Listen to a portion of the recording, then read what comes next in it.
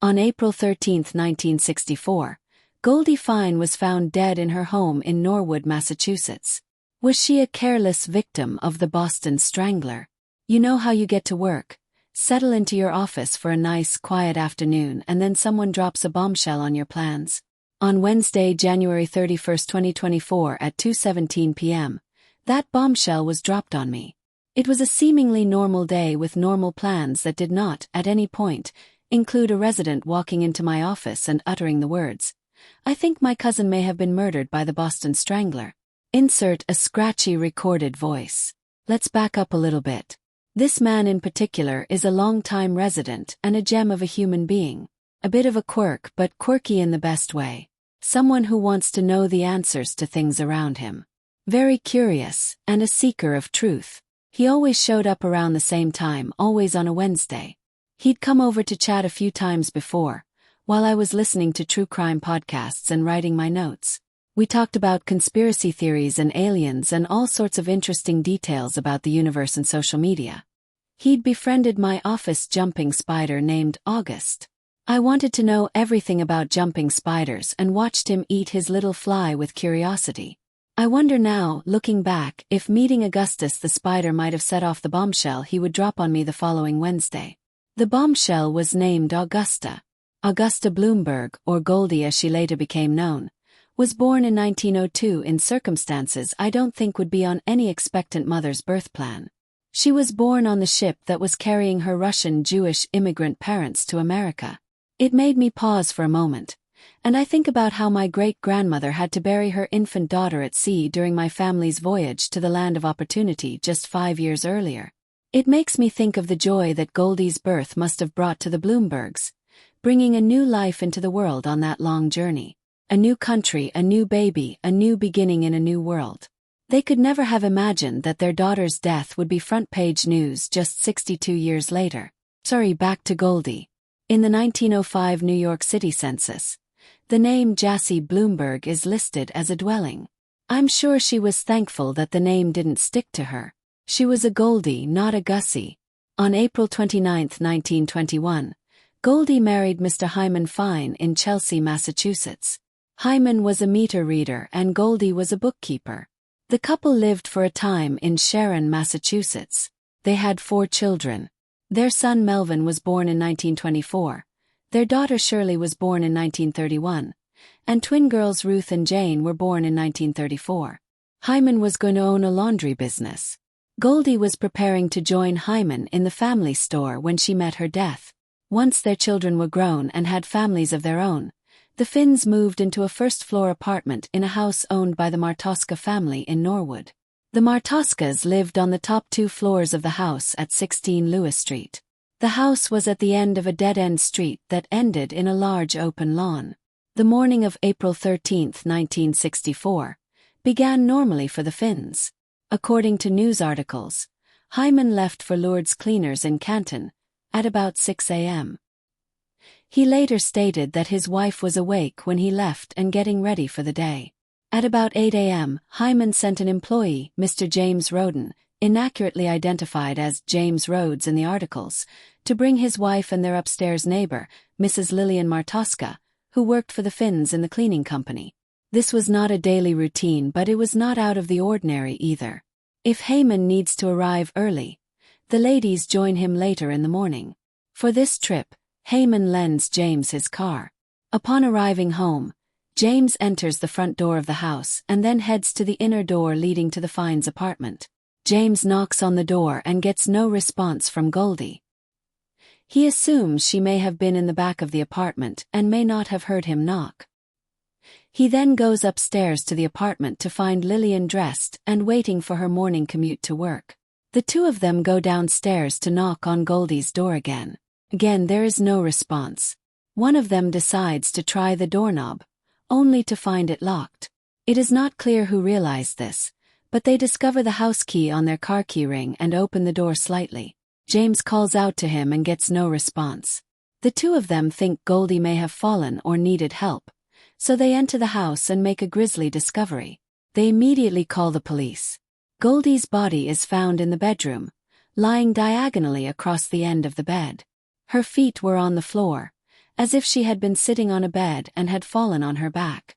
The sad scene was made all the more horrific by two of Goldie's stockings tied tightly around her neck. Goldie Fine's life ended between 6 and 8 a.m. on April 13, 1964. She was now a headline, and for a brief 20-hour period, a suspected victim of the Boston Strangler. News reporters rushed to the quiet cul-de-sac almost immediately. Heyman returned home and spoke with police. This was the beginning of a nightmare that haunted Heyman until his death in 1981. There are only 3 articles in the Boston Globe about Goldie's death. The first was published in the evening edition on April 13. The article was headlined "Woman in Mysterious Cloak Dies," with a line above it reading "Stockings Around Neck," raising concerns that the strangler had struck again. The article shows her body positioned, and that she was dressed. However, the police, and/or James and Lillian, told Heyman that she was either naked or partially naked when the police entered. The article states that all the windows were locked from the inside, but does not indicate whether the door could be locked from the inside or whether a key was necessary to lock it from the outside. The article ends with what will become the main topic of tomorrow's article. Goldie was a frail old lady in poor health. The 2 articles published on April 14, 1964, continue to paint a picture of the scene. Both assert that there were no signs of forced entry into the apartment, not through a window or a door. There were no signs of anyone struggling, either with Goldie or anywhere in the house. Everything was in order, nothing out of place or missing. Once again, Goldie was a frail old lady. Deep in the article on page 32 is Goldie's death notice. She was to be buried the same day, April 14, 1964, with the Shiva Remembrance Week at the home of her daughter Jean. The articles state that Goldie was 92 years old, not 62. The autopsy determines that her manner of death was strangulation by ligature, noting that there were no fractures in her neck bones. They detail her psoriasis and the eye surgery she would undergo to treat cataracts. She had previously had the same surgery on her other eye, which was successful. The details of her weight are listed as 90 pounds, without mentioning that number, nor any mention of her height. Goldie was a short woman. Her weight of 90 pounds was not very shocking at the time. The article states almost directly that she decided to commit suicide due to her fragile health, while at the same time stating that there was no explanation for the stockings around her neck. Investigators concluded that she was not the victim of the Boston Strangler that same night. And here my thoughts were fused. I can't count the number of times I've reread these 3 articles.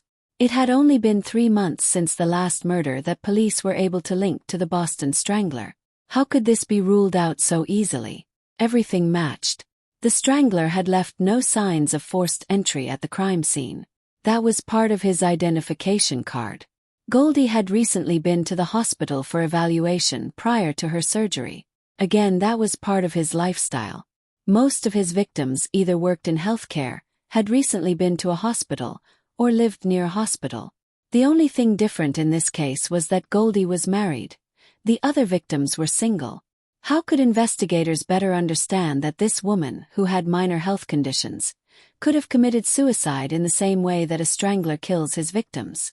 What 62-year-old woman could have committed suicide in a way that made it look like a serial killer, without leaving a note, knowing that a friend or loved one would find her?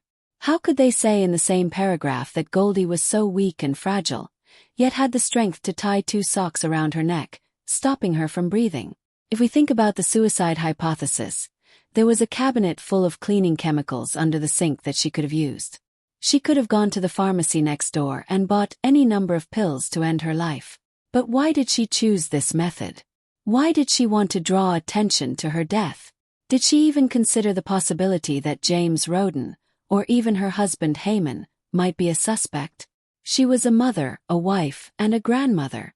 And are we expected to believe that she ended her life because of itchy skin and anxiety about cataract surgery? Seriously, Boston police. Is this the best story the Strangler Division could come up with? I decided to look back through the days, weeks, and months of news articles about the Boston Strangler to figure out why the police were calling it a suicide. If I had to, I would have looked back through the 16 months leading up to 1962. I didn't have to look back through the entire week to figure out why the police were calling Goldie's death a suicide. On April 8, 1964, a Boston area theater hosted the premiere of the Hollywood feature film The Strangler. The exploitation film clearly uses elements of the Boston Strangler murders, portraying the killer as a careless, disgruntled man who seems dissatisfied with his job as a hospital lab technician. He's had no luck with the ladies, and targets the nurses at the hospital where his overly controlling mother is being treated for a recent heart attack. He goes to an amusement park and falls in love with a ring-tossing girl, where he wins a doll. He kills 2 nurses, goes out with a cabaret girl, then kills his mother's nurse. He confesses to his mother, causing his mother to die of a heart attack. But the police are on his tail and mount a covert operation with the help of the cabaret girl. The Strangler is shot when the cops burst in while he's busy strangling her, and he flies through the window and falls to his death. Yeah, I know. Not the best Hollywood movie. Despite the self-described fantasy movie getting 1 star in a review book, it was apparently a huge hit and was playing in more than 14 theaters across the Boston area that week. It drew even bigger crowds the weekend of April 10th to 12th. On April 12th, the Boston Globe ran an article titled 6 Key Suspects in the Strangulations, in which the reporter detailed the findings of the Attorney General's Strangulation Division. Attorney General John S. Bottomley states, "They believe they know who is responsible for 9, and possibly 10, of the 11 murders attributed to the Boston Strangler. They have 6 prime suspects. 3 are in custody on other charges. The 3 suspects who are not in custody and roaming the streets freely are being monitored by police and other authorities." Psychologists hired by the department believe that the North Shore murders can be attributed to a single suspect. Psychologists hired by the department believe that the Real Boston murders are a different suspect. However, contrary to the psychologist's findings, Bottomley believes that a single suspect is responsible for 8 of the 10 murders identified so far. Again, my mind is melting. What is this guy saying? He said 11 murders in the paragraph above this statement.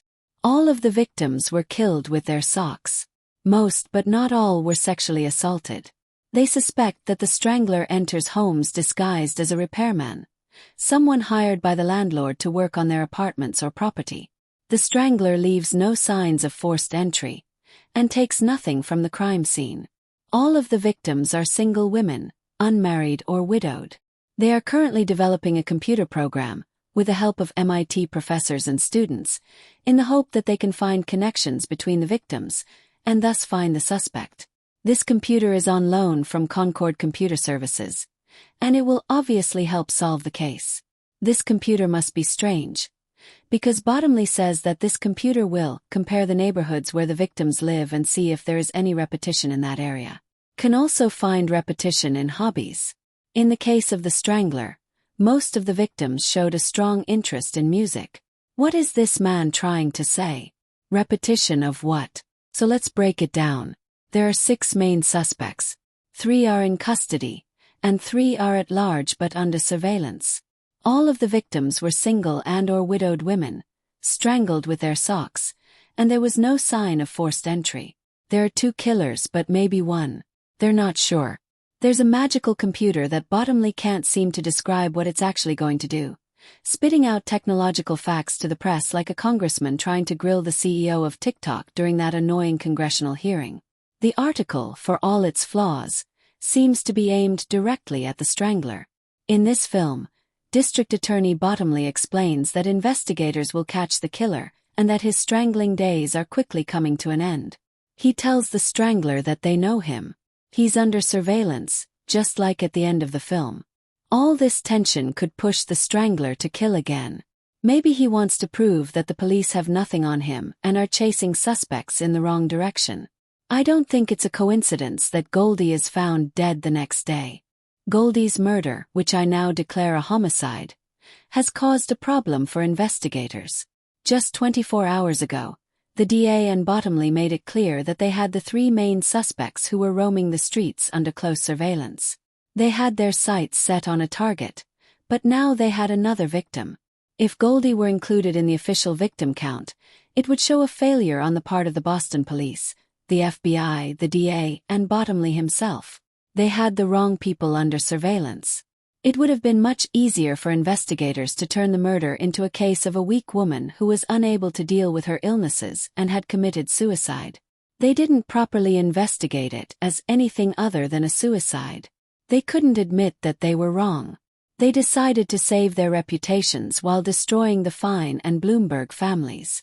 If the Boston police, the FBI, and the DA ignored Goldie's murder to keep the public happy, how many other Goldies were there? Would the Boston Strangler have been properly caught and tried for murder if Goldie had been included in the victim count instead of determining that the Strangler's last murder was in January 1964? Since when do police decide when a serial killer is no longer a murderer? Albert DeSalvo was only charged with one rape before he confessed to the strangulation murders. That confession prompted investigators to add 2 more murders to the strangulation list. DeSalvo was never charged with the murder. After interviewing a relative of Goldie's, I learned that Hyman's son, Melvin, and the entire Fine and Bloomberg family were devastated by the loss of their beloved mother. Melvin suffered a complete nervous breakdown and a lifelong depression that required counseling and therapy in the wake of Goldie's murder. Neither Melvin nor Hyman, nor many other family members, ever believed it was a suicide. We don't know if Hyman got the full report with the manner of death, or if he didn't want to know why Goldie left him like she did. I assume his relative listed the cause of death as undetermined. The abbreviated death record from Norwood does not list the manner of death. We have asked the Boston coroner for this but are still waiting for a response. Currently, there is an Open Freedom of Information Act request with the Boston Police Department and the Norwood Police Department. A staff member at the Norwood Records office responded saying they have found no record of this event. These records were probably lost in a flood at the storage site about 25 years ago.